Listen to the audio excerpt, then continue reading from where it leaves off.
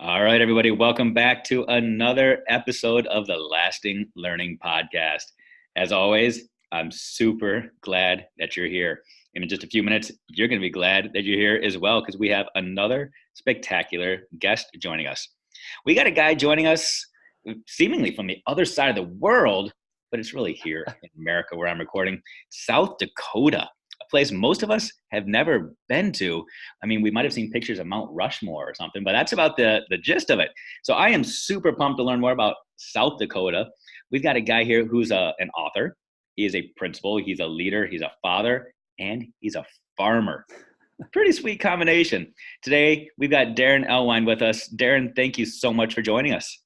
Hey, thanks, David. Excited to be here. And I want to let you know, you have a little bit of that Fargo accent when you say South Dakota. So nice South job. Dakota, eh? Yeah. Well, I'm a Michigan man, so I'll take that. Maybe the Fargo people have a Michigan accent going. I don't know. So Darren, thanks for joining us. I just glossed over who you are a little bit, but I know there's more to you. And there might be one or two people in the world that don't know who you are. So can you just introduce yourself? Yeah, you bet. I'm a farm kid from South Dakota. Only time I really have left South Dakota, I went to the University of Minnesota, go Golden Gophers. And I went there for a year and then came back here, but started out my career as special education, went into the regular classroom for ancient history, U.S. history, and then made the shift to administration. Shift school districts 7 years ago. And it was really an interesting move for me because I'd never thought about leaving my district where I was at. Matter of fact, my kids are still there. But I left the interview for this position I'm currently in, looked at my wife and I said, I am an idiot if they offer this and I turn it down. Mm-hmm. And they offered it, and tell you what, if I can express anything to anyone, especially if you're looking at leadership, go somewhere where they're going to give you flexibility to just be innovative, to take whatever vision you have about education, what it should be, and just take that opportunity, because that's what I've been afforded. And that's really kind of the book that I did with Derek is really the pieces that I wrote about are about my school. Yeah. Yeah, I'll be honest with you. I spoke to Derek, and we got another episode on here with Derek, and he was singing your praises, just talking about all of the innovative practices that are in place in your school. And he holds you on a pretty high pedestal, which is impressive, because he's a guy that's been around and seen a lot of schools. Right? And he said quite clearly, he said that he's gone a lot of places and he's talked the big talk, but it wasn't until he really met you and saw the stuff going on in your school that he realized that stuff was actually possible, which is pretty cool. So I want to go back a little bit. So you said you're a farm boy from South Dakota. Mm-hmm. So where's this farm boy from South Dakota get all of this innovative spirit? And we'll talk about what some of those innovations are in just a minute, but where does that bubble up from? That's a great question, because I don't know for sure, because everything we have on our farm, we're talking like equipment from the 1950s, 60s, 70s. We have nothing that's modern, because I don't have $400,000 to buy a combine. I mean, it's just, we fix what we have. We just learn to make do. But when it comes to education, and remember, I'm in South Dakota, which is one of the most conservative states in the Union. And when I think about what we've done here within our building in our school district, I think it's just, you got to have people that allow you, again, that space to be able to create and envision what it can look like. But then you got to have people that catch on to it and they buy into it and they understand it, because you got to do it together. You can't do it alone. I just have some great people around me. And even if you go beyond that, that's the power of social media that a lot of educators forget about. Is in the book, we call them pushers. And it's those people that really push you on a consistent basis. I mean, I've got, Glenn Robbins from New Jersey, just these people that really just push to make me think about things differently. And that's really, and then you take those pieces and then you start making it your own. Because I always tell people, you can look at what we're doing. You can look at like our sixth graders that they don't have a schedule and they create their schedule every day based on offerings. And you can try to replicate it, but you have to make it your own to some extent. And that, yeah, we're going to go there because that's, that is like the thing that I think about when I think about you and your leadership at your school, this idea of having a school where there is choice every single day. I mean, I don't think there's anybody out there that could argue that this is not something that would excite kids, that kids show up every day and say, oh, where's their room? Where's my passion? Where am I aligned? Where can I go learn? I think that's amazing. But you know, as well as I know, that in the world of leadership, oftentimes, we can't just say it's all about, if it's for the kids, we're going to do it, because we also have grownups that we have to deal with and that we work with. And it's the teachers on the front lines that make that the difference. And we can justify it and say it's for the best interest of kids. But if we don't get the teachers to buy in, to weigh in, to believe in it, then we're shooting ourselves in the foot. So can you talk about what that looks like, number one, on a day-to-day basis? What is it that the kids are doing? And then how in the world do you get teachers to accept this, live it, love it, and believe in it? Well, I'll start with the teachers, first of all, because they have to experience it to some extent to really understand it. Because I tell them, as a matter of fact, I just told them at the end of May last year when we were done for the school year, I said, you need to remember that every year for us in our building is a new iteration. So whatever's going on during the summer, when we come back in August, when we tackle what we're doing, it's some parts are going to be brand new, because we can't take new kids that we're getting every year and think we can do the same old thing with new kids, because every group of kids is different too. And for them to grasp onto that is hard a lot of times, because when they go through their teacher trainings in the universities, colleges, they don't teach them how to think like that. They don't teach them how to think flexibly. It's rely on your basal, rely on your textbook, let that drive you, and maybe dive off in this direction and kind of do some things that are really are passionate for you. You really have to help people really change their mindset of what that looks like as an adult. For the kids, it's just you're just always amazed, and I've been middle school my whole life. Always amazed how middle schoolers, number one, they are probably disregarded more than any other group of kids in our educational system as far as what they can do. But we have found out the things that they can do when we give them the empowerment, the ownership, is just amazing. I mean, this year with our sixth graders, usually we do our core content classes they've been able to schedule, and it's differentiated offerings, because we always tell them we want you to do what's best for your learning and advocate for yourself. Well, this year we added a couple other pieces to it, and we're sitting there thinking, God, you know what? Do we need to give them a couple days to prep and figure out how this can look like? And we said, let's just do it. And it was literally one day they were able to take the new scope of what we added to their schedule where they could create it, and they just did it. And we kind of conferenced, we call it surfacing parties. We kind of brought it up to the surface, said, why? And we don't know why yet. Because every group that we get, because they're in cohorts when they do this. So this is a group of 90 kids in one room. And our facilitators, just through Google Slides, they just describe what they're going to be doing for that day. And the kids take in all that information in the matter of 5 minutes. And they open up their iPad with the scheduling software we have, and they schedule themselves in 30 seconds or less. And then they take off and they start their day. And for each group of kids, we have to really work on managing impulsivity. And so we focus on that before we schedule. But this group has they're just raring to go, and they're ready to hit it. That voice and choice, I mean, that's the initial voice and choice that they have, but it goes deeper than that, because even within a social studies offering, there are levels of voice and choice for them to figure out how are they going to show mastery for that product. So I'm hearing all this, and so my experience, I was a middle school teacher for 8 years, an AP for 3, a middle school principal for 4 years, and I'm trying to imagine myself in your setting, and I can't do it. I mean, I have so much respect for you right now. I remember thinking about those first days of school when our sixth graders couldn't open their lockers. They were crying in the hallway because they couldn't find their classrooms. Their parents still happens.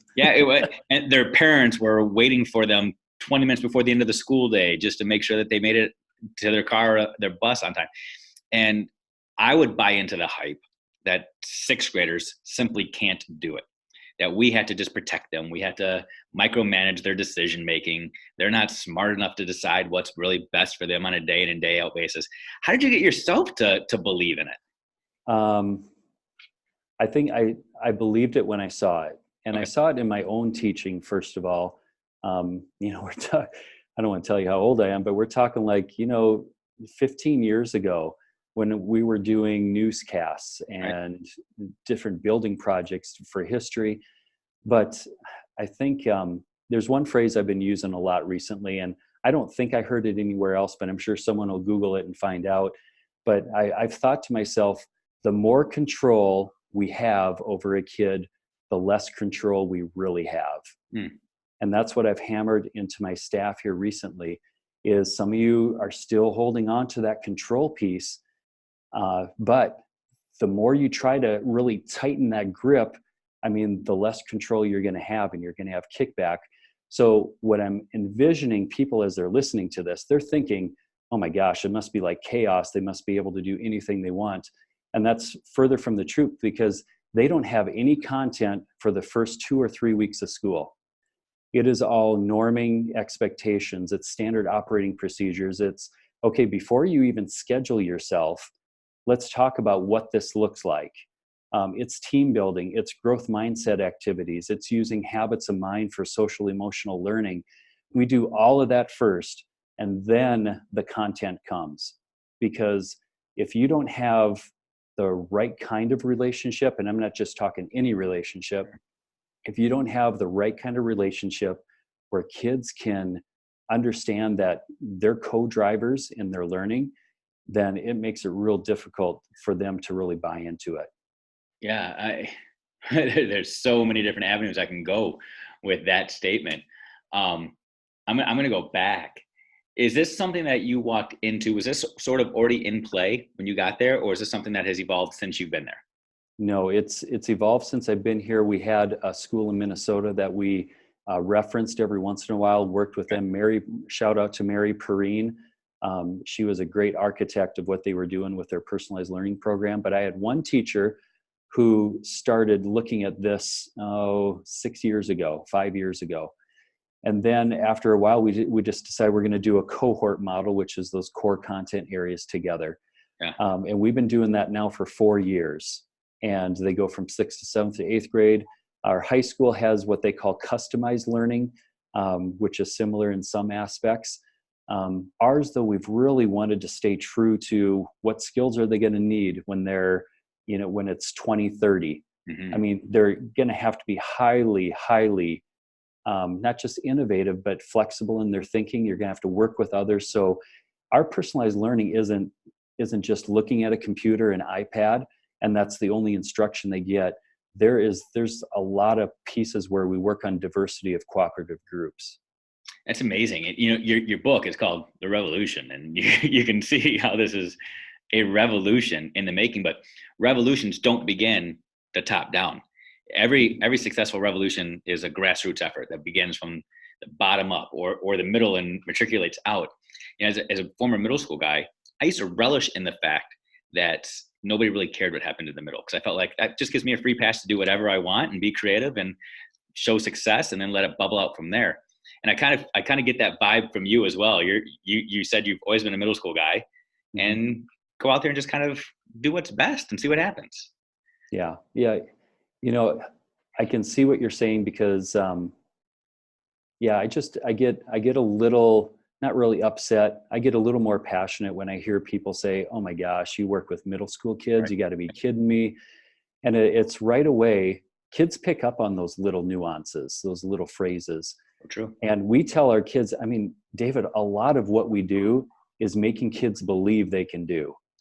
And we tell our kids all the time, hey, we are the best school in the region, the state, the nation. We tell them that all the time, to the point where we've got kids coming up to us kind of quizzically looking at us saying, are we really the best school? Or are you just saying that? And the fact they're asking that question is they're really starting to believe it and buy into it too. So I'm wondering, do your parents buy into it? do the parents of your kids, are they scared to death to buy into this? Because it's definitely not the school that they grew up in. You know, you said Right. that South Dakota is very conservative, meaning things don't necessarily change all that rapidly. So when this idea was thrown out, talk to me about that reaction. Yeah, so I remember one parent specifically before the first year that we started this with a sixth grade group. One dad looked at me and raised his hand and he said, "So my daughter's going to do this, but you're telling me that she's going to be a test monkey for a year." Hmm. And my response should have been, you know what, your daughter has the opportunity to do something that's going to be new, it's going to be fresh. Are we going to have some bumps and some hiccups? Probably, but that's a part of us working together. I didn't say that, and I wish I would have, and I wonder if that's something that Derek mentioned to me at one time. I said, you know, that would have been the perfect phrase. But in general, to answer your question, we have some really trusting parents. Even to the point, I remember, even this is like 6 years ago, there was a social media, just a negative piece going on there's 2 middle schools here. And all of a sudden on one of our news media websites, there was South Middle School marquee was up there and saying there's social media, there's trouble going on. I didn't have one parent call in to say, hey, what's going on in school? My response would have been, hey, it's not even our school. For some reason, we were the closest school and they took a picture of it. But even in cases like that, our parents are pretty trusting with what we do. And the personalized learning piece is one part of it too. You know, our design thinking that we do and our entrepreneur classes we teach, that's another piece. I think parents get it, but it's definitely, like you said, it's not how they went to school. So I'm sitting here taking notes. I do this all of the time. And right now I've got a whole pad of paper just filled up. We've only been talking for like 10 minutes because you're blowing my mind with so much wisdom here, just practical wisdom. You know, one of the things that's resonating with me is I've made the statement before that leaders need to spend more time getting people to weigh in so they don't have to spend so much time getting people to buy in. And I feel like that's something that you've done very well. You don't have to go put the sales pitch on. You've incorporated people's voices into the process so that you do have that trust, you do have that relationship, whether it's the teachers, the students, the parents, this variety of stakeholders. And that's profound. That's amazing. I'm also thinking about the listeners to this. A lot of the people that are listening to this podcast are people that are in education. Maybe they're thinking about some sort of progressive tactic, whether it's something as minor as putting Chromebooks into the kids' hands or iPads or devices, or allowing social media access at school, or standards-based grading, or who knows what the case is. There's some sort of change that's coming down the pipe, and inevitably it's going to lead to controversy. It's going to lead to an issue. It's going to lead to people confronting and people having to decide, is this the hill I'm going to die on? One of the things that I think helped you, and I want you to push back on this if it's not true, is that you are definitely somebody who I would argue is a part of your community, not a part from your community. So you are a part of, not a part, like 2 separate words. You described yourself, or I described you, as this farmer from South Dakota. You're not some guy coming from out of state, out of the area, coming in with all these new radical ideas. You're one of them. Do you think that people look at you as one of them and that helps, or does that hurt, or is that just completely inaccurate? Well, I think the kids look at me as one of them. And the kids look at me as an advocate for them and what they need. I think you could do this anywhere. And I say that with a little hesitation, only from the standpoint that I don't know what it looks like with different demographics than what I have. Yeah. But you can't diminish the fact that relationships are the key to whatever you're going to do. Like for me, the best times of my day are in the morning before school starts and I'm outside. It's during lunchtime when I get to see the kids. It's in the hallway, or it's just going in the classrooms, and it's me being real and just popping in and saying, hey, tell me what you're doing. Or there's instruction going on and I pop in and I give some tidbits on what's taking place. I mean, I want to be active. I don't want to be the person that's kind of behind the door. And I love teaching. And I think if there's one thing I could tell administrators to think about, if your superintendent lets you, find some way that gets you in the classroom teaching, because I think we lose perspective of what it's like on a day-to-day basis to be in there. So for example, when I wanted to start our design thinking class in 6th grade called Idea Foundry, I had a vision for what that looked like, but I talked my superintendent into letting me co-teach that with one other person, and then I would hand it off.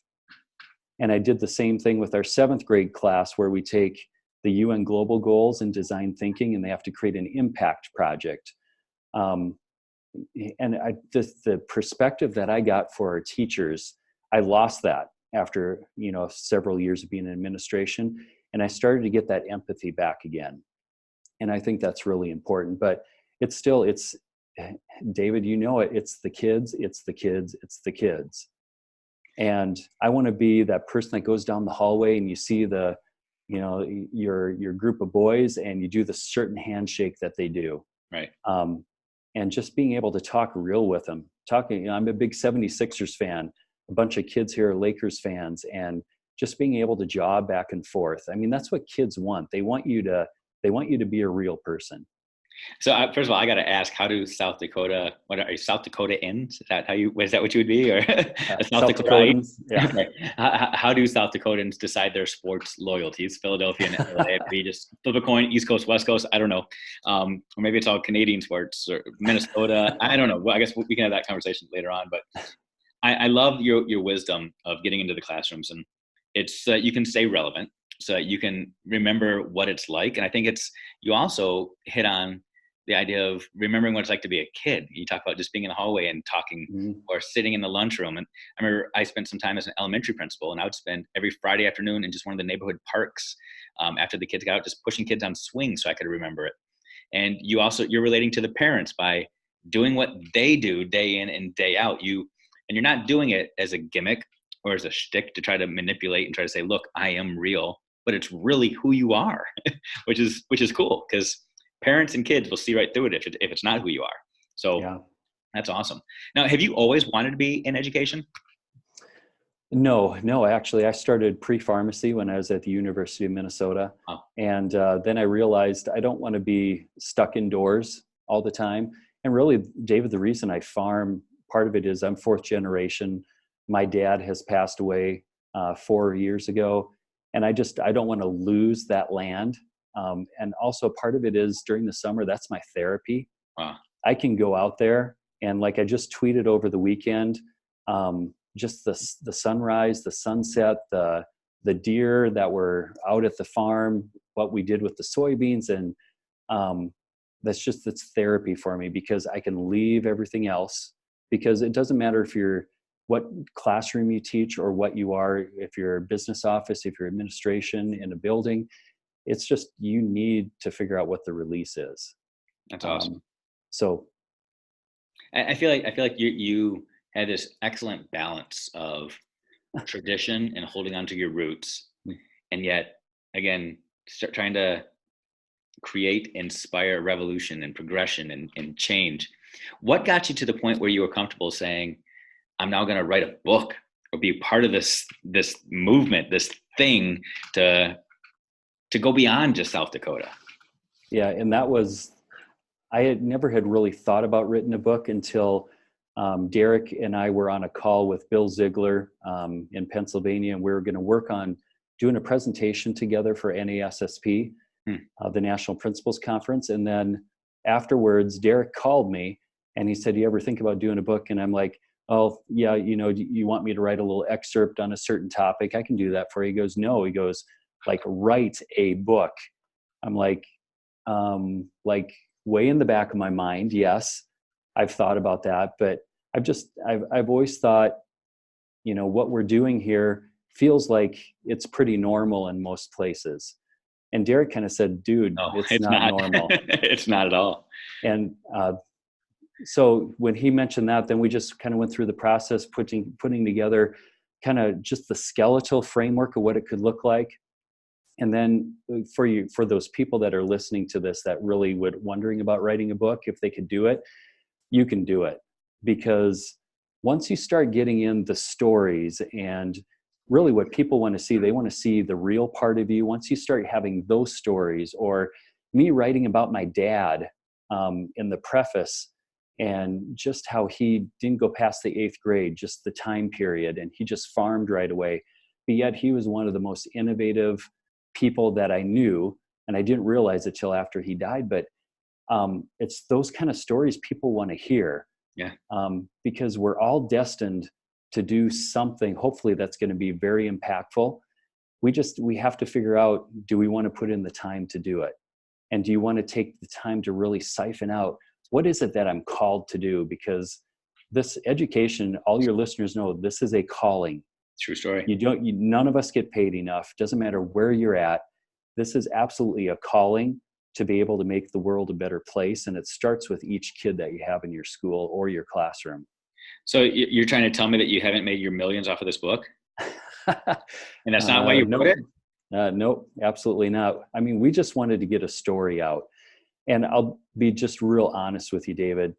I get frustrated at times because there's quite a few people, they don't want to hear this story because right away they can't do it, is their response. They don't have the support. They don't have the money. Well, hey, I'll tell people, when you're talking about the money piece of it, South Dakota is one of the worst funded states for putting money back into the schools in the nation.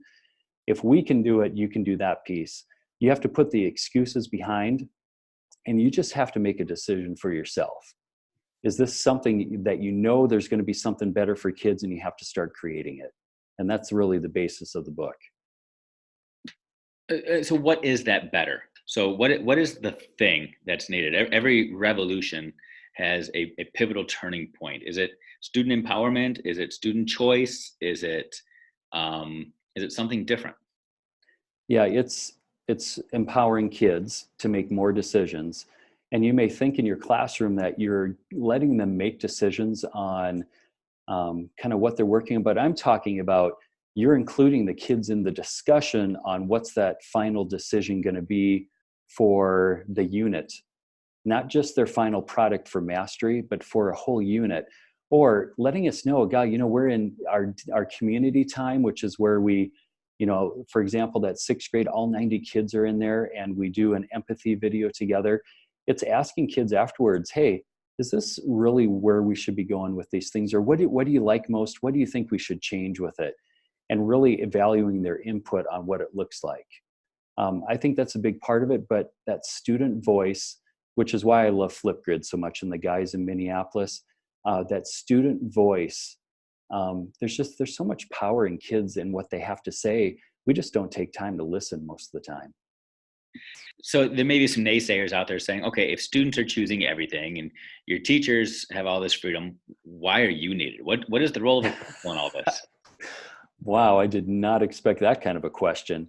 I think there's still always a need for the people that are driving the vision. There's always the need for people just to come in and say, this isn't working. Can we just talk about what are we going to do? I mean, you always need that kind of a support. Besides the legal piece of it, I mean, we have to do formal evaluations.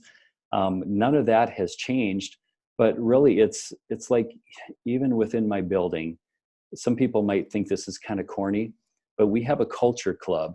We have a team of teachers that all they do is they focus on the adults in the building and what should that culture look like. Let's pause real quick. So everybody that's listening, when they hear Culture Club, they can sing the Boy George. And yep, that's right. Feeling in the background, go ahead and do that in your head and keep going, Darren. Go ahead.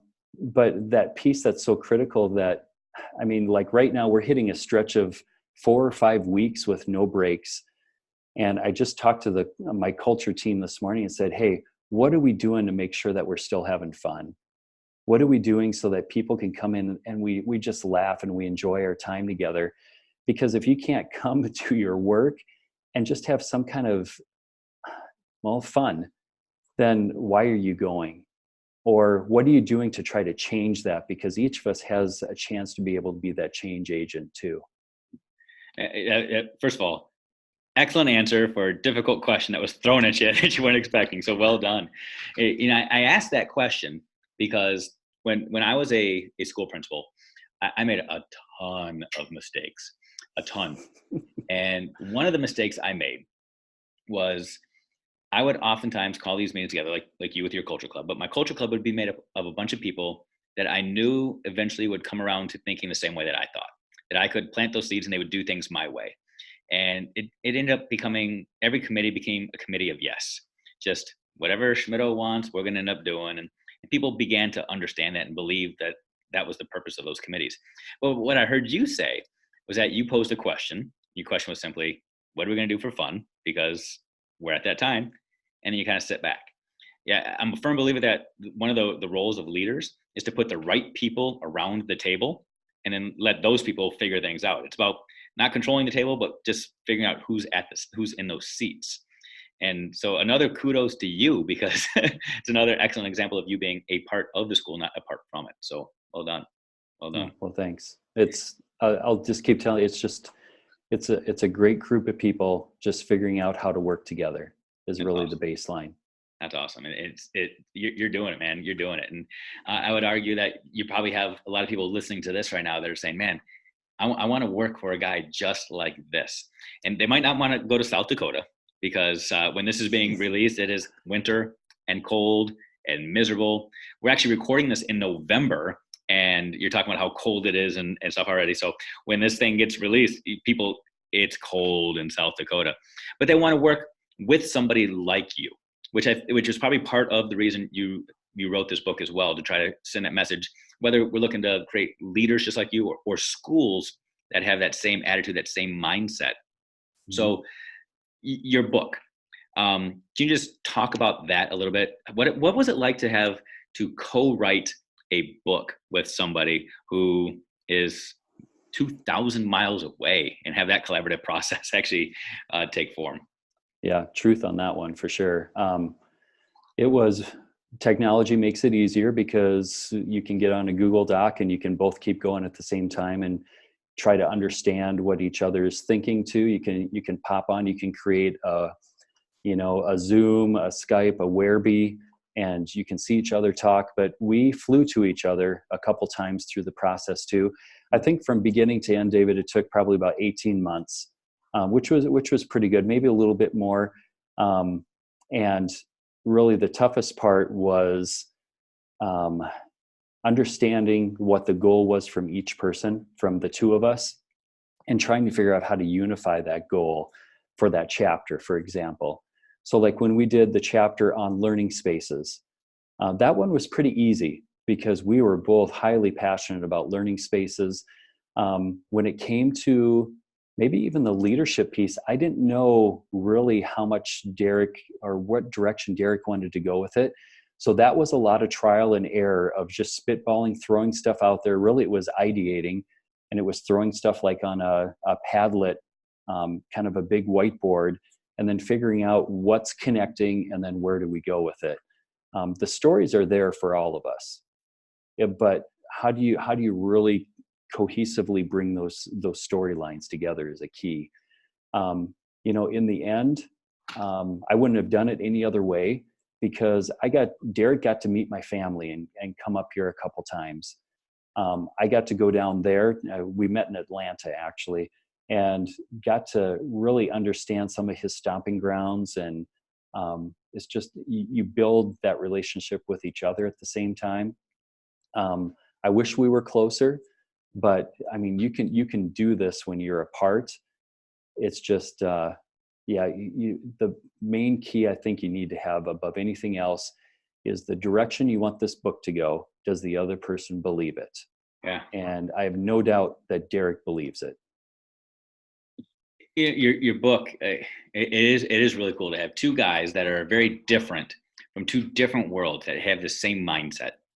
And the mindset is that kids can do anything, and schools can become these amazing places that foster that. And I'm thinking about, so your book came out when we're sharing this now, it'll probably be about a year ago by the time this gets released. Mm-hmm. And I'm wondering, like, the target audience for this book, because going back to those people that might be thinking about writing a book is not about just putting your ideas on a Word document, sending it off to a printer, and then automatically you're going to be on the New York Times bestsellers list. That's not what it is. It's having a voice, a unique voice that resonates with people, so that it can inspire some hope and some change. And your book does that. It really does. I'm wondering if you've seen like a pushback from other administrators, other leaders, other principals, whether they're in your area or across the country, who say, "Oh, I would buy this book, but you're encouraging my teachers to go against what I'm doing. You're encouraging my teachers to push back against my authoritative leadership, and I'm the boss. And how dare you empower them to empower students? You're just going to create rebellion. Are you an anarchist of schools?" Like, and maybe they don't say that to you explicitly, but have you felt any of that, or are you just opened and welcomed with open arms everywhere? Haven't felt that yet. Oh, awesome. But I think that's because you talked about in the beginning, Derek and I also talk about the word grassroots. Yeah. I think this book is really resonating with those that already have that mindset. Yeah. Yeah. And see, you probably know this, David, only a small percentage. If you look at the whole Yeah. spectrum of education, there's only a small percentage that really want to make the shift. And most of them, traditional education is still ingrained pretty tight. Yeah. And I don't think the book has reached a large pocket of those people yet. When it does, then definitely you have a lot of the questions that we're anticipating they're going to ask. And they're going to kick back in a hurry because it's tradition. Yeah. It's don't go against the status quo. It's working for us. But my challenge is, okay, it's working, but what if something is going to work better for you? Are you willing to take that risk? Well, I would equate what you're doing right now to being like an educational missionary. You're out there and you're planting that seed. You don't have to go out there and thump people over the head with your good book for people to start to buy into it. You just have to plant that seed and hope that somebody else is planting a seed. And you're part of a group right now where there are hundreds of educators out there, hundreds of other authors and speakers that are speaking your voice and speaking the same language. And you are a part of that process. So I welcome your voice to this conversation, because I think it's a much needed one, because you're not some guy from the East Coast or the West Coast who's saying, let's just throw tradition out and start brand new. I hear you loud and clear saying, let's not throw the baby out with the bathwater. There's a lot of great things that are a part of our schools and part of our school systems. But one thing that can be enhanced is we enhance our schools, and our schools are our people. They're our teachers, they're our students. They're not the brick and mortar. Let's just elevate them above all else. Yeah, I think exactly. that's a message that needs to be heard. Yes. It's simple things like if you're struggling with the furniture item, then just take small steps. Or if you've already done your whole furniture purchase for a building, then, rely on your parents, because I have some amazing contractor parents, and we go through and we design some of our own furniture, and I rely on them to help prototype. And then my parents come in and they build our rolling whiteboards. They build our coffee house style, like high top tables that kids love standing at. You have to stop thinking you have to do everything yourself, but then just rely on the people that are around you, including your parents, because they want to help. They just need to know how. That's awesome. So good. So good, man. I feel like I could just sit here and talk to you all day and all night.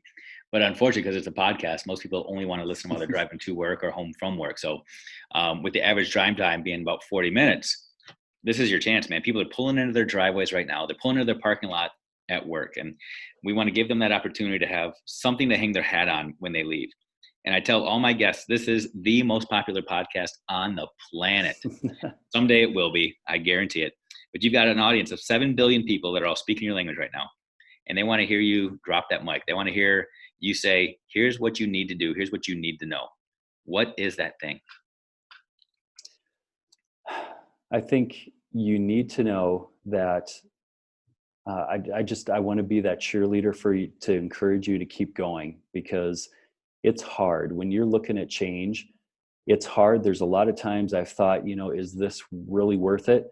And then I go back and I look at some of the video clips I've done, some of the pictures with what the kids are creating.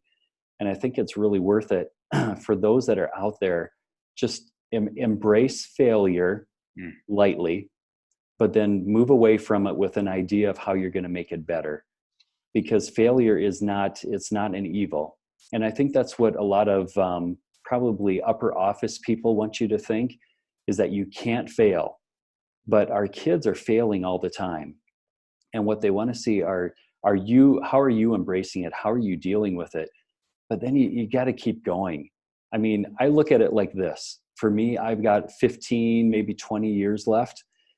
My mission is, by the time I'm done, I want to make sure that I've not just made an impact, but that there is going to be, our kids are going to be creating a world that they're prepared to create differently, but that they're just going to kill it. They're going to knock it out of the park. And every day is one day less that I have to do it. And I think for everyone that's listening to this, just go to work, go inspired, knowing that you have to make a difference and it has to happen now. If you think it's going to happen in 5 years, you don't know what's going to happen. You have to embrace every single moment. And that's why I push hard. And my teachers will tell you that too. There are times when they just look at me and say, no, just not right now. It's enough. But I'm going to keep pushing, because there's going to be a group of them that are ready. And if they're ready to be better, I need to make them better. And that's for everyone listening to your podcast. Whoever it is, if it's Derek, myself, they're listening to, and some of the other authors that you've had on here, other educators, whatever is going to inspire them, they can't wait to use it. They have to use it right away. That's good, man. That was good. That was a definite mic drop, man. That was awesome. That was awesome.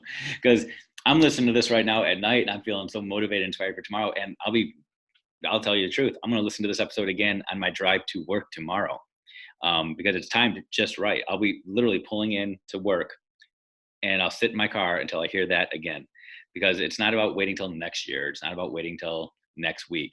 You got to feel it, and you just got to go do it now, while it's fresh, while it's in your head, while you're motivated, while you're inspired, and find somebody else to latch onto that's going to give you that nudge to make sure you do it, man. That's awesome. But you have to do it enough, but you can't do it at the sake of your family. Yes. You can't do it for the sake of, your personal life, whatever it looks like. You have to understand where's the tipping point. Yeah. And you have to be willing to kind of withdraw, even though, like right now in my mind, I've got like 5 really strong plans of where we're going to be in 3 years. I have to keep them somewhere where I can remember them, which gets hard some days, but I have to keep them somewhere so that I can focus on my 3, my 10, my 13-year-old and my wife, and be who I need to be for them too. So I think sometimes you get caught up in the innovation and you forget about, you have a family that needs you to innovate too. And we're just exhausted when we get home. That's good, man. So much wisdom and so much truth. That was awesome. So Darren, I'm going to have links to your book in the show notes that people can access it. But some people don't go and click that extra little button to find it. So you just a quick plug, and I normally don't do this. I normally don't say let's plug a product, but you did a good job of just talking about you and ideas. So I'm going to give you that moment right now. Plug your product, man. Tell people where they can find your book. Well, you can find it on Amazon. We have a bit.ly too that we throw out every once in a while, but go to Amazon, The Revolution, Empowering Change in Your Schools. You should be enough keywords in there to get there. Follow myself on Twitter, Instagram. Snap is a little harder to follow on, but I like doing some things with Snapchat too. Derek is an awesome person to follow. Derek McCoy. Both of us have our own websites too. DerekMcCoy.com, DarrenEllwein.com. There'll be some information on the book there, but it's more than the book. It's just, if you want to see what's going on, I do live look-ins with people all the time, and it's just because I want people to catch the vision, to catch the fire, that education can look different. And that's what Derek and I are about. It's not about selling the books. It's about how can we help people get to a better place, which is this podcast too. I mean, and your book, Bold Humility, it's just all of this works together because educators, they want to produce the best product that they can for the kids in their room. And it's just, you got to figure out the pieces that you can take to use it. That's it. We got to stop being so competitive in education and realize that we all play a part. Whether you're school to school, the teacher across the hall, an author with one publisher versus another publisher, and we're all in the same game. We're all trying to do the same thing and change the world through kids. So truth. well Yep. said. Well said. Well, Darren, thanks again for being on today. I know that this was a message that a lot of people needed to hear. They needed to hear that this kind of stuff is possible. There are good people out there doing good work. It requires grit. It requires determination. It requires sweat. It requires at times having those real difficult conversations, but hold true to your truth, hold true to why you're doing it, and great things can happen. So well done, man. Yeah. Well done. Yeah. Thank you for the podcast too. So this is awesome.